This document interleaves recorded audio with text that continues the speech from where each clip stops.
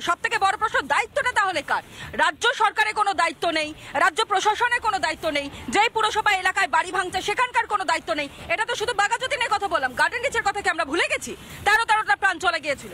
দেখুন, একটা কথা আপনাদেরকে ভালোভাবে বলে দিই, এই কলকাতা শহর একটা কসমোপলিটন এরিয়া। এখানে বিভিন্ন কমিউনিটির লোক বাস করেন। সবসময় জানবেন যে কোনো কিছু একটা বিল্ডিং কলকাতায় হাজার লাখ এরকম বড় বড় মাল্টি স্টোরি বিল্ডিং আছে। এরকম একজন মারা গেছে তো কি হয়েছে, হাজার জন তো মারা যায়, এরকম ব্যাপার তা নয়। আমি যেটা বলতে চাইলাম যে এই যে আমার যে বিজেপির যিনি আমার সহযোদ্ধা রয়েছেন তাকে বলে দিই, উনি কুয়োর ব্যাগ সাগরের খবর জানেন না। সাগরের কথা আপনি বলছেন, আপনারা তো কুয়োর কথাও জানেন না। যেই এলাকায় ভাঙছে, যেই এলাকায় ভেঙে পড়েছে সেই এলাকায় কি করে ভাঙলো? জলাশয় বুঝিয়ে ওখানে একটার পর একটা কোনো ইনফরমেশন আপনাদের কাছে নেই। এখন তদন্ত চলছে, তদন্তর ফলাফলটা বেরিয়ে আসুক।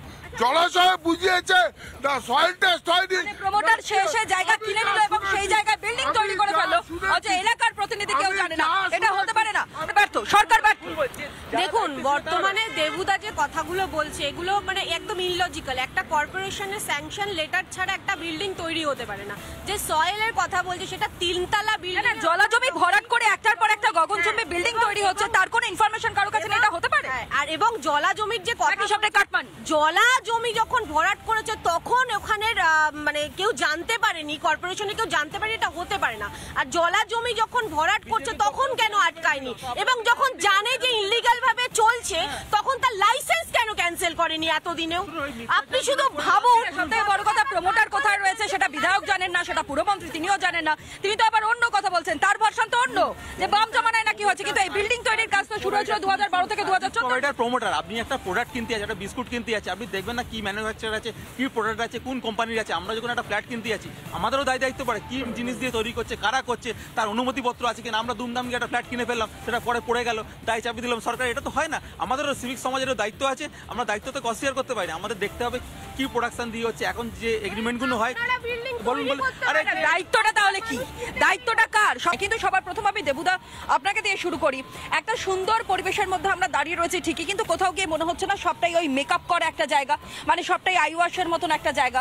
কিন্তু এখান থেকেই তো 10 মিনিটের দূরত্ব বাঘাযতীন, সেখানে বাড়িঘর ভেঙে পড়ছে, মানে কার্পেটের তলায় ফুটো রয়েছে, অথচ সেই ফুটো কারোর নজরে পড়ছে না। দেখুন, এটা গাফিলতির জায়গাতে ছিল, এটা অস্বীকার করার জায়গা নেই, কিন্তু দেখতে হবে গাফিলতি কারা করেছিল। একটা বাড়ি তৈরি করার সময় অনেক কোনো সিস্টেম থাকে। সিস্টেম যেহেতু সয়েল টেস্টিং করতে হয়, সেখানে নির্দিষ্ট ল্যাব থাকে, সেখানে ল্যাবে পাঠাতে হয়, দেখতে হয় মাটিটা ঠিক জায়গায় আছে কিনা, ওখানে বাড়ি তৈরি করার যোগ্য কিনা, কটা ফ্লোর করা যায়, এই সিস্টেম। কিন্তু যে জায়গাটা হচ্ছে এটা কলোনি এরিয়া, ওখানে যে সময়টা হচ্ছে আপনি বলবেন তোমার তো দায় ঠালা। কলোনি এরিয়া তো আমি বুঝলাম, কিন্তু সেটা কি কোনো বাস্তু জমি নাকি জলা জমি ছিল এবং সেটা ভরাট করা হয়েছে? এক্স্যাক্টলি যে জায়গাটা বলছি, এখন ওই জায়গাটা এখন ওখানে বিভিন্ন কোঅপারেটিভ করা হতো, কোঅপারেটিভ করে ওখান থেকে প্ল্যান স্যাংশনের কোনো ব্যাপার নেই, পুরসভার কোনো অনুমতি নেওয়ার দরকার নেই, একটা বাড়ি তৈরি করে ফেলতে। এখন সিস্টেমগুলো চেঞ্জ হয়েছে, এই যে পুরসভা যেগুলো করেছে, এখন যেগুলো নতুন সিস্টেম হয়েছে, সয়েল টেস্টিং করতে হয়, সেগুলো সেই জায়গাটায় পাইলিং করতে হয় কিনা, কি জমি ছিল, জমির ক্যারেক্টার, এটা দেখার দায়িত্ব কার?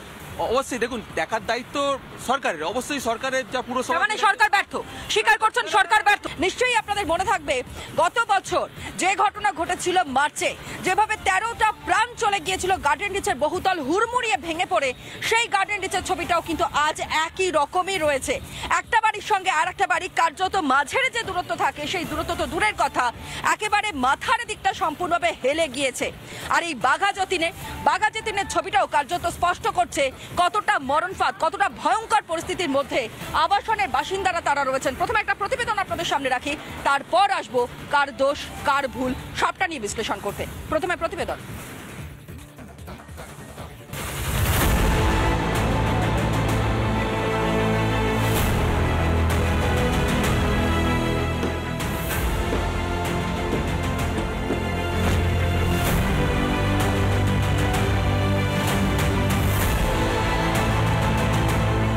হেলে পড়লো আস্ত একটা বহুতল।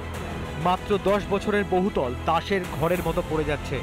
সেই ছবি দেখে আতঙ্কিত আম জনতা, মাথার ছাদ হারিয়ে অসহায় ফ্ল্যাটের বাসিন্দারা।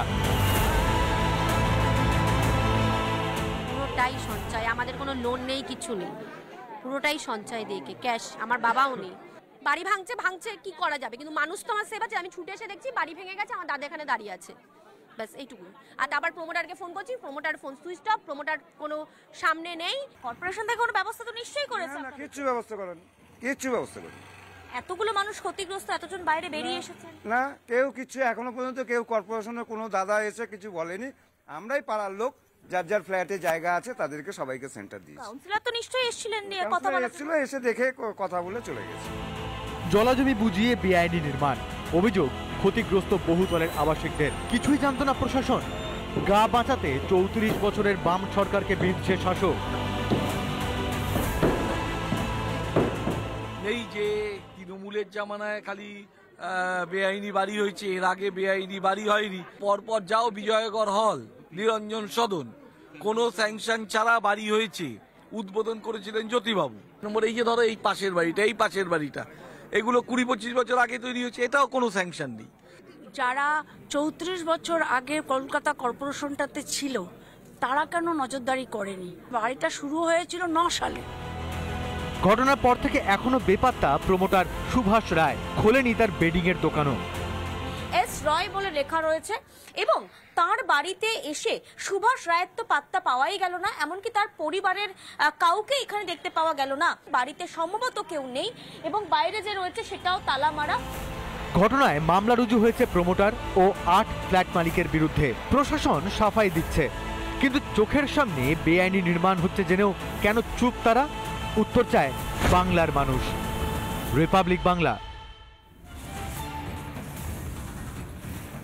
যারা বাইরে থেকে আসছেন তারা হয়তো দেখে ভাবছেন যে এই শহর কলকাতা কি অপূর্ব, কি সুন্দর দেখতে, কিন্তু এই শহর কলকাতাতেই যেভাবে হুড়মুড়িয়ে বহুতলগুলো ভাঙছে তার দায় কার? তার দায় কাঁধে নেবার মতন ক্ষমতা আদৌ তৃণমূল কংগ্রেস এই রাজ্যের শাসক দলের রয়েছে? তো নানা ধরনের কন্টেন্ট দেখার জন্য লাইক করুন, শেয়ার করুন আমাদের ফেসবুক পেজ, সাবস্ক্রাইব করুন আমাদের ইউটিউব চ্যানেল।